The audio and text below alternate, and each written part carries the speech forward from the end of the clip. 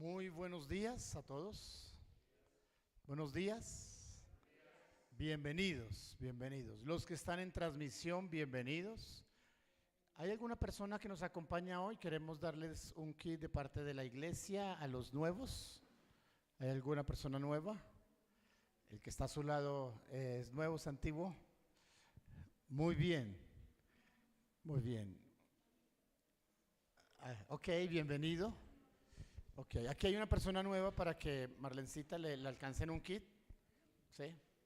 Y la jovencita, la señorita también, ok. Ya les llevan ahí a donde están en sus puestos un kit.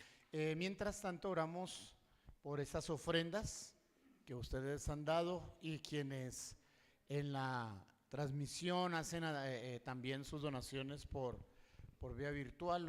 Oro por eso. Señor, gracias por suplir nuestro alimento y todas las cosas que necesitamos. Ofrendamos porque obedecemos tu palabra, ofrendamos porque adoramos tu nombre y ofrendamos porque declaramos que has sido, eres y seguirás siendo nuestro proveedor. Gracias por tu misericordia y tu amor, Señor. Nos alegramos de poder ofrendar y adorarte a ti en el nombre de Jesús. Amén. Amén. Muy bien. Bendito es el nombre del Señor. Hemos venido en los domingos anteriores construyendo una serie que le hemos llamado el sello del Espíritu Santo. Y por la Escritura, por la Biblia, estamos aprendiendo sobre cómo actúa el Espíritu Santo en cada uno de nosotros, de los creyentes. Y hemos visto lo importante que es la presencia del Espíritu Santo. Hablamos de los 7 ministerios, Cristina, hablamos de los 7 ministerios del Espíritu Santo, lo que es convencer, lo que es bautizar, llenar, lo que significa dar testimonio, apartar del mal. Y venimos construyendo a través de la Biblia para que nosotros aprendamos a tener una cercanía y una relación con el Espíritu Santo. Necesitamos ello. El domingo anterior hablamos cómo nos guía el Espíritu Santo y hablamos de Él actúa como nuestro maestro porque nos enseña todas las cosas, la verdad. También actúa como intercesor, como guía. Dijimos que es importante que nosotros oremos ayudados por el Espíritu Santo para que pidamos según lo que dice la Biblia, porque si pedimos conforme a la voluntad de Dios, entendemos que la oración es atendida. Así que estuvimos hablando acerca de esas 6 acciones, esas 6 obras del Espíritu Santo. El Espíritu Santo es nuestro entrenador porque nos da herramientas para que nosotros podamos servir, dones, habilidades, capacidades personales, y nos enseña cómo usar esas habilidades. Pero el Espíritu Santo también produce en nosotros el carácter de Cristo, es nuestro formador, y entonces hace que Cristo sea formado en nosotros. El Espíritu Santo es quien da testimonio de cuál es nuestra identidad y nuestra posición en Cristo. Así que hemos estado hablando acerca de la obra del Espíritu Santo.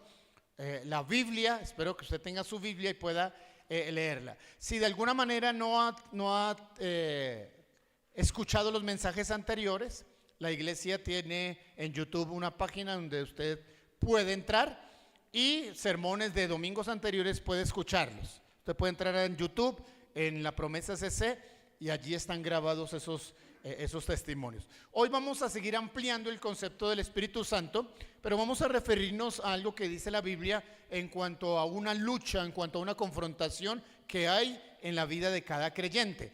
Gálatas capítulo 5, verso 17 dice: porque el deseo de la carne es contra el Espíritu y el del Espíritu es contra la carne. Y estos se oponen entre sí para que no hagáis lo que quisierais. Qué texto tan interesante. La verdad es que casi todo el Nuevo Testamento se refiere a este tema, al tema que hay una lucha, una pelea, una confrontación entre dos partes. Una la llama la carne y otra la llama el Espíritu. Ahora, cuando habla de la carne, no está refiriéndose a los tipos de carne que venden en la fama, está refiriéndose a algo que hay dentro de nosotros, nuestros deseos personales, aquellos deseos que no están alineados con los deseos de Dios. ¿Escuchó lo que acabo de decir? Los deseos que no están alineados. Por ejemplo, Jesús se refirió, cuando trató el tema de la oración, Jesús se refirió al tema de la carne, porque ya estaba en sus momentos finales antes de ser entregado, y Jesús invitó a algunos de sus discípulos para que fueran con él al monte a orar. Y los dejó allí orando, y él subió un poco más arriba y también estuvo orando de manera ferviente. Pero cuando él regresa donde los discípulos, se encontró que estaban ¿cómo? Dormidos, durmiendo. Y entonces los despierta y les dijo: a ver, ¿qué pasa? ¿No han podido conmigo orar una hora? No hay que dormirse en la oración, tampoco en la predicación. Y Jesús entonces les motivó. Y lo hizo una segunda vez, y la segunda vez la Biblia dice que la explicación es que ellos estaban cargados de sueño, y pues finalmente no lograron acompañarlo en la oración. Y entonces Jesús hace una declaración, una enseñanza. Él dijo: a la verdad, el espíritu está dispuesto, pero la carne no. Y dejó así el tema. Y entonces alguno puede preguntar: ¿y a qué carne se está refiriendo el Señor Jesús? Y aquí a espíritu. Bueno, dice que en nosotros el Espíritu Santo actúa, y el Espíritu Santo quiere llevarnos a hacer lo que es correcto. Pero dentro de nosotros también hay algo que se llama la carne, nuestros propios deseos. A eso se refiere Gálatas 5:17, cuando dice: porque el deseo de la carne es contra el Espíritu, y el deseo del Espíritu es contra la carne, y los dos se oponen para que no hagáis lo que quisierais, ¿sí? Así que este tema es muy interesante, esta confrontación que le llama carne y espíritu. Ahora, una de las derrotas o de las causas por las cuales a veces como creyentes estamos así, no bajo el espíritu sino bajo la vida de la carne, es porque nosotros queremos equilibrar o queremos hacer compañeros al espíritu y la carne y ponerlos a trabajar juntos, pero resulta que no. Según lo que leemos en la Biblia, no pueden trabajar juntos porque son polos opuestos. ¿Qué es la carne y el espíritu? Polos opuestos, ¿eh? Polos opuestos. Ahora, permítanme mostrarles cómo así que la carne y el espíritu son polos opuestos. Miren, vivir en la carne o los deseos de la carne significa que vivo para agradarme a mí mismo y no para agradar a Dios.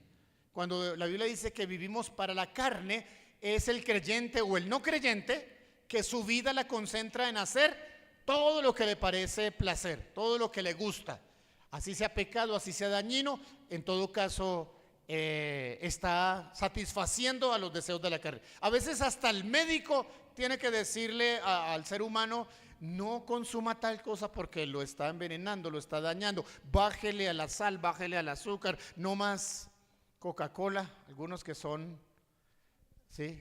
Otros nos dicen: no, bájele al tinto, ¿sí? ¿Cuánto les gusta el tinto? Bien, ok. Cuando la Biblia se refiere a vivir en la carne, significa vivir para agradarme a mí mismo, darle satisfacción a mí mismo, hacer todo lo que yo quiero, comer lo que quiero, hacer lo que quiero. Y entonces muchas veces esos deseos no están alineados a los deseos de Dios, y al contrario nos llevan a hacer cosas incorrectas. ¿Qué es vivir en el Espíritu? Vivir en el Espíritu significa vivir para agradar a Dios. ¿Qué significa vivir en el Espíritu? Vivir para agradar a Dios. Pero note que Jesús enseñó: el Espíritu está dispuesto, pero la carne no está dispuesto. Es decir, que en nosotros hay dos polos, hay dos fuerzas, hay una confrontación en la vida de cada creyente. ¿Cuál es esa confrontación? El deseo de agradar a Dios espiritualmente, pero los deseos de la carne que nos llevan a una frustración porque no logramos y resultamos haciendo cosas que no son las cosas correctas. Y no podemos ponerlos a los dos como compañeros para trabajar juntos. Cuando estamos bajo la vida del Espíritu, lo que hemos hecho es someter a la carne.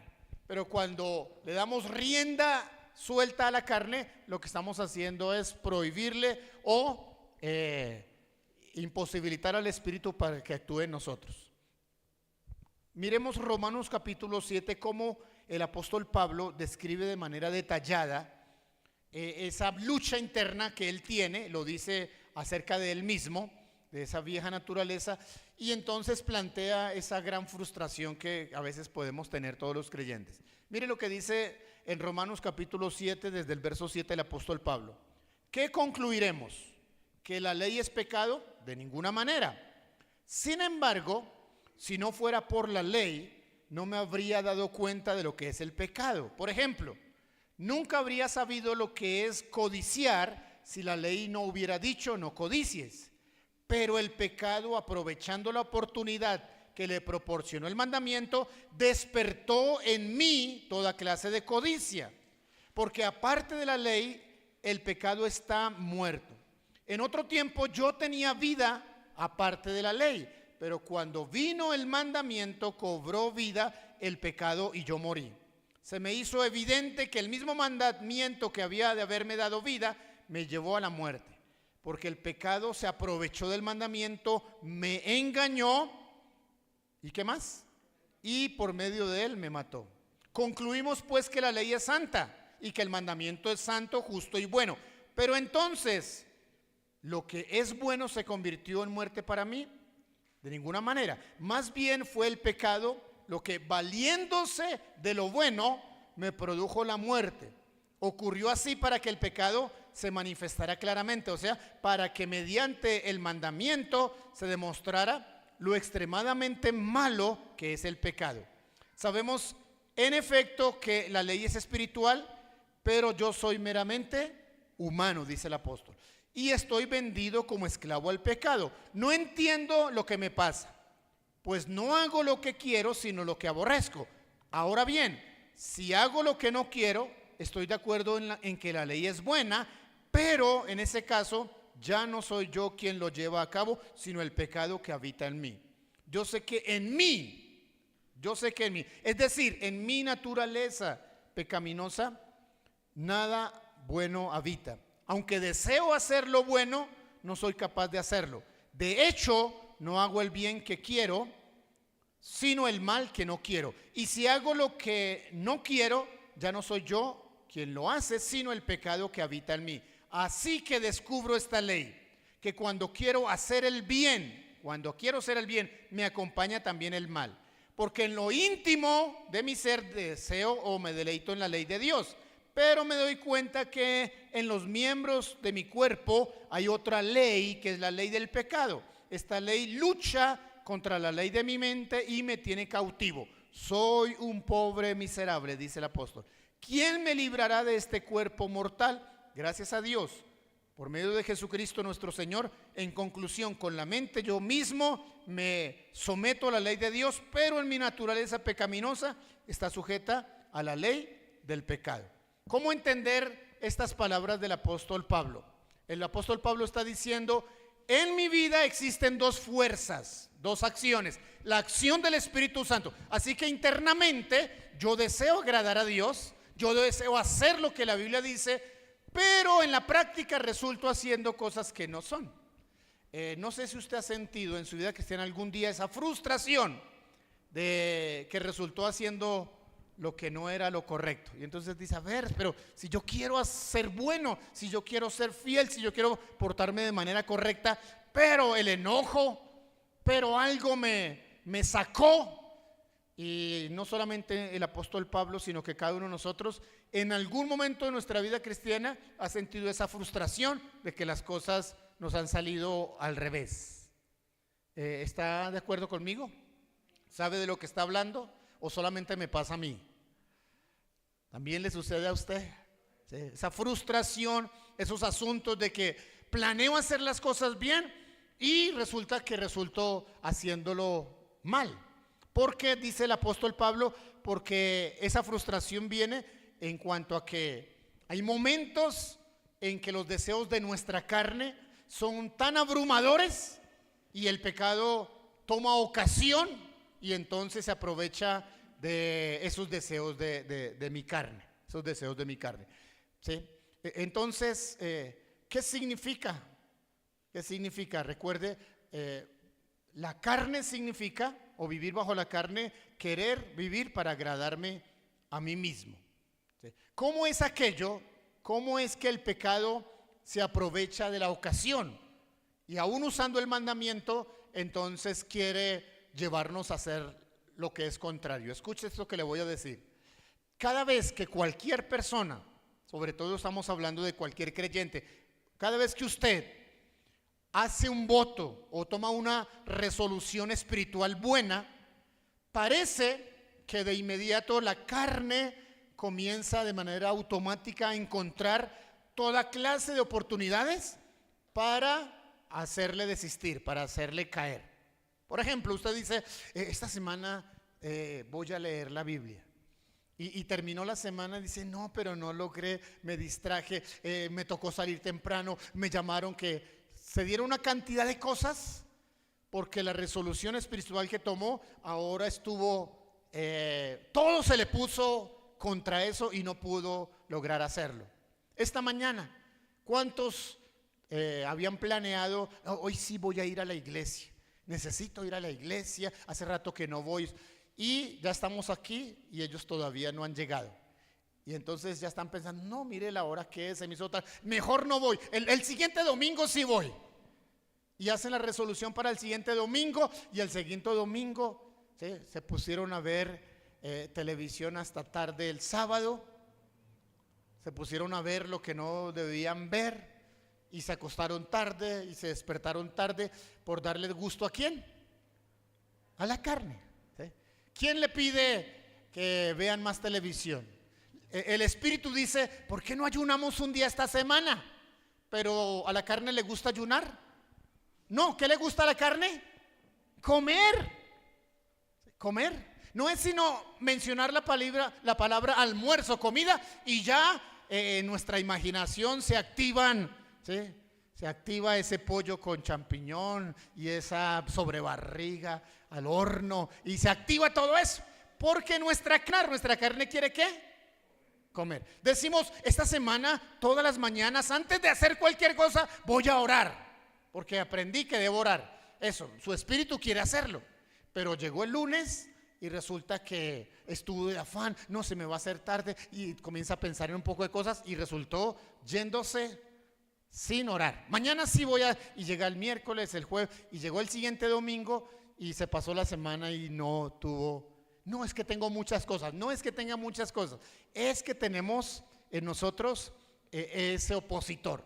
Cada vez que usted o yo hacemos algún, por menor significado que tenga, alguna resolución de tipo espiritual, de inmediato, de manera inmediata, la carne entonces comienza a sabotear esas decisiones. Ay, que tenemos un rebelde, no siempre es el diablo, sabotea esas decisiones nuestras y entonces comienza a hacernos contrario la decisión. A eso se refiere cuando hemos leído en Romanos la experiencia del propio apóstol Pablo.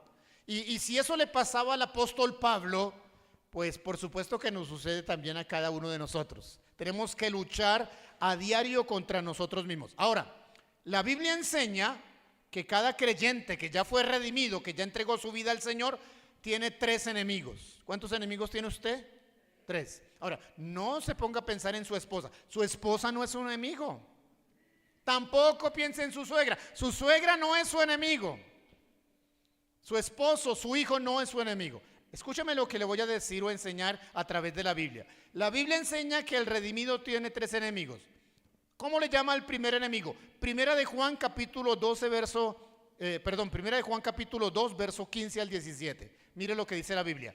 No amen al mundo ni nada de lo que hay en él, en el mundo.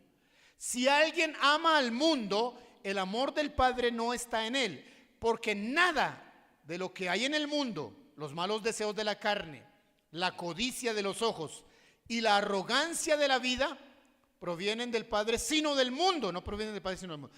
El mundo se acaba con sus malos deseos, pero el que hace la voluntad de Dios permanece para siempre. ¿Cómo le llama al primer enemigo? La corriente mundana. La corriente mundana. Es decir, que todo lo que el mundo promueve, sus doctrinas, sus enseñanzas, sus cosas, están contrarias a la voluntad de Dios. ¿Qué está promoviendo el mundo? No, a la niña, usted es libre de escoger su género. Si usted déjese guiar por su corazón y por los deseos de su corazón, y entonces si quiere enamorarse de otra niña, da la libertad. Eso no dice la Escritura. El mundo pasa y sus deseos, pero el que hace la voluntad de Dios permanece, ¿qué? Para siempre. Usted no puede decir, se deja llevar por su corazón. No, me dejé llevar por mi corazón y pues como era una buena amiga de la empresa, entonces resulté enamorado. No, pero si usted es casado, ¿cómo va a dejarse guiar por su corazón? Usted tiene que controlar sus deseos. Usted tiene que controlar, usted tiene que administrar y usted tiene que gobernar su propia vida. Y entonces no todo lo que sienta tiene que darle rienda suelta, porque muchas cosas de las que siente seguramente están dirigidos por su carne, y según lo que hemos leído, la carne no quiere agradar a Dios. La carne quiere agradarse ¿a quién? A sí mismo. Así que este es el primer enemigo. ¿Qué otro enemigo tenemos? A ese señor que la Biblia llama el diablo, Lucifer, Satanás. ¿Qué otros nombres tiene? Todos esos. Leemos en 1 de Pedro capítulo 5 verso 8. Practiquen el dominio propio, y manténgase alerta. Su enemigo el diablo ronda como león rugiente buscando ¿a quién? Devorar. No le dé papaya, no le dé oportunidad de estar haciendo lo incorrecto, de estar donde no es. El diablo siempre querrá robarle su vida espiritual, su hogar, las cosas buenas que Dios le ha provisto, y usted tiene que estar vigilante. Se dice, manténgase alerta, manténgase alerta. Recuerde que el ladrón vive ¿de qué? De la ocasión. No le dé oportunidad, no le dé oportunidad. El segundo enemigo entonces que tenemos es el diablo. Si yo soy un hijo de Dios, si yo vivo para agradar a Dios, pues me eché enemigo a ese. El diablo es puerco. ¿Sí? Ok. También el tercer enemigo, Gálatas 5:19.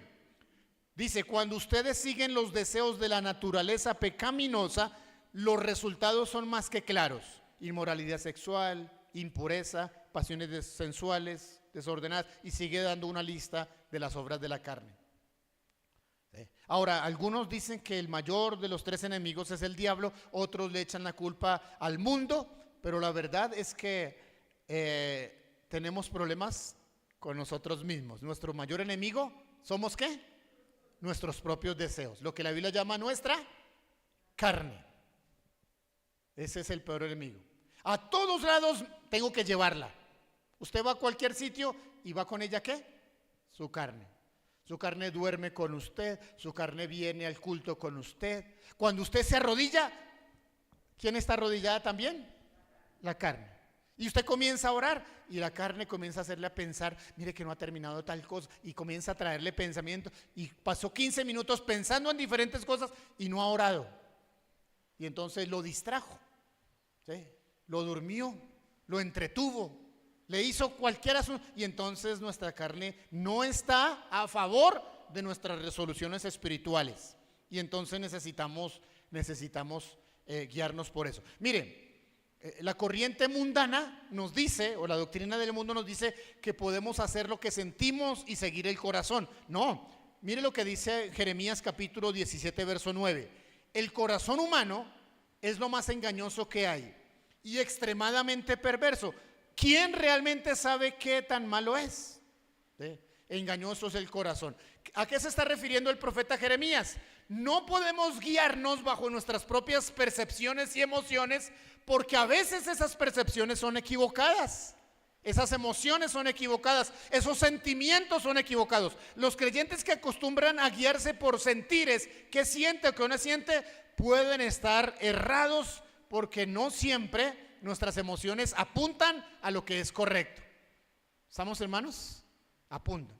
Por ejemplo, si alguien nos hizo algo y nos ofendió, ¿qué dice nuestra carne? Vaya, pídale perdón y como él fue el que lo ofendió, llévele un regalito de bendición. ¿Eso le dice la carne? No. ¿Qué le dice la carne? No, hasta que no me llame, pues no lo voy a perdonar. Si él no da el primer paso, eso nos dice nuestra carne. Es más, a ver cómo logro desquitarme y también devolverle. Eso nos dice la carne. Pero la Biblia no nos dice eso. El Espíritu no nos dice eso. El Espíritu nos dice, mire, aunque él fue el que lo ofendió, tome la iniciativa, vaya, arregle con él. Aunque tenga que usted perder lo que le prestó, piérdalo, pero no mantenga ese rencor. Ah, ¿cómo así? ¿Cómo voy a ser bobo? La Biblia me dice que sea manso, no que sea. Y entonces sacamos todas las disculpas y queremos agradar ¿a quién? ¿Al Espíritu o a la carne? ¿A cuál carne? La que tiene ahí debajo de su piel. Más que la que tiene debajo de su piel, estoy hablando a sus propios deseos. A sus propios deseos. Eso es lo que dice la Escritura. No podemos confiarnos. No podemos confiarnos. Ni siquiera podemos confiar en nuestro propio corazón. Imagínense. No nos tenemos que dejar llevar por nuestro propio corazón. ¿Cómo responder al deseo de Dios? Dios quiere que nosotros hagamos su voluntad. En 1 de Juan capítulo 4 verso 4 dice: hijitos, vosotros sois de Dios y habéis vencido a esos falsos profetas, porque mayor es el que está en vosotros que el que está en el mundo. ¿Quién es el mayor? El que está en vosotros. La pregunta es, ¿quién está en nosotros? ¿Quién es el que está en nosotros? El Espíritu Santo. Y dice que el Espíritu Santo es ¿qué? Mayor. Si eso es verdad, entonces usted tiene toda la capacidad para ser mayor que las fuerzas de la carne, del mundo o de las tentaciones del diablo. Mayor es el que está en usted. Eso significa que Dios, si usted tiene el Espíritu Santo, Dios le ha dado la victoria sobre esos tres enemigos. Vea, eso no ni les mueve las emociones a ustedes. Lo repito. Si es mayor el que está en usted, el Espíritu Santo, Dios ya le ha dado la victoria sobre sus tres enemigos. Usted es victorioso sobre el pecado, sobre Satanás, sobre la tentación, sobre la corriente mundana y sobre su propia carne. Usted es victorioso. Usted puede vivir una vida que le agrade a Dios. Usted puede vivir una vida agradable a Dios. Sí. Vea, yo sé que está medio lloviznando y haciendo frío. Está bien, sigamos. Segunda de Corintios capítulo 2 verso 14 dice: pero gracias a Dios que siempre nos hace salir triunfantes en Cristo Jesús. ¿Cuándo nos hace salir triunfantes? Siempre, siempre. Y que por medio de nosotros manifiesta en todo lugar el aroma de su conocimiento. Mire, siempre nos hace salir triunfantes. Usted y yo tenemos las condiciones espirituales para vencer cualquiera de los engaños o las tentaciones o las cosas que nos presenta la carne. Enséñele a sus hijos estas verdades. Enséñele a sus hijos. La solución no es que ellos anden con preservativos en las carteras. La solución es que ellos tengan el Espíritu Santo en sus vidas y entonces van a poder ser capaces de vencer la tentación, de rechazar el pecado y de hacer las cosas que son correctas. ¿Estamos? Pero pues usted debe dar ejemplo. Usted debe también dar ejemplo. El Espíritu Santo que nos habita ejerce dominio sobre nuestra carne, si nosotros invitamos al Espíritu Santo a que lo haga.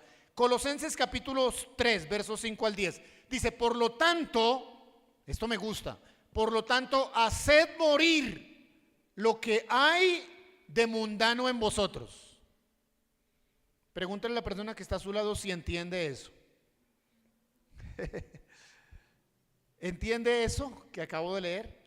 Dice: por lo tanto, haced morir todo lo que hay de mundano en vosotros: inmoralidad sexual, impureza, pasiones desordenadas, malos deseos, avaricia, que es idolatría. Por estas cosas, por ese listado, viene la ira de Dios ¿sobre quiénes? Sobre los desobedientes. Mire ahora hacia el otro lado donde estuvo mirando. La persona que está a su lado, ¿tiene cara de obediente o desobediente? ¿Por qué no le ayuda diciéndole: qué obediente te ves hoy? Ayúdale. Sí, viene sobre los desobedientes. Dice, escúchame esto, mire lo que dice Colosenses. En otro tiempo, vosotros también anduvisteis en estas cosas. En otro tiempo, ¿cómo éramos usted y yo? Desobedientes. ¿Vivíamos para agradar a Dios? No. ¿Vivíamos bajo el Espíritu Santo? No. ¿Vivíamos bajo la carne? Sí. Y entonces estaban estas cosas para nosotros dispuestas. Dice que venía el juicio de Dios. En otro tiempo anduviste en ellas. Pero ahora, esto es interesante, pero ahora dejad también vosotros todas estas cosas: ira, enojo, malicia, blasfemia, lenguaje obsceno, y sigue la lista. No mienta, diga la verdad, no mientan unos a otros, pues os habéis despojado de la vieja naturaleza y de sus obras. Mire esto, se ha despojado de la naturaleza antigua y de sus obras, y os habéis revestido de la nueva naturaleza, la naturaleza del hombre nuevo, que por el conocimiento se va renovando a la imagen del que lo creó. Cada día, si usted tiene una nueva naturaleza, usted se va renovando y se va a parecer más y más a Cristo. Esa es la meta, que usted cada día se parezca más ¿a quién? Más a Cristo. Para que usted se parezca más a Cristo, necesita que el Espíritu Santo esté controlando todos los aspectos de su vida, y que su carne, a la cual usted no puede sacar de usted, la carne usted la puede dominar, crucificar, someter, pero tendrá que cargar con ella hasta que se muera. ¿Me escuché lo que acabo de decir? A la iglesia viene con la carne. En las mañanas se levanta con la carne. A donde quiera que vaya a trabajar, ¿sí? Pero manténgala sometida, manténgala crucificada. Ahora, si está un poco rebelde, compre unos buenos clavos y entonces crucifíquela como Cristo. ¿Qué dijo el apóstol Pablo? Con Cristo estoy juntamente ¿qué? Crucificado. Ya no vivo yo, Cristo vive en lo que ahora vivo en el cuerpo, en la carne, lo vivo en la fe. Necesitamos aprender a vivir con la carne sometida. O someto a la carne para que el Espíritu me controle, o le doy rienda suelta a mi carne y el Espíritu entonces no va a poder actuar en mi vida.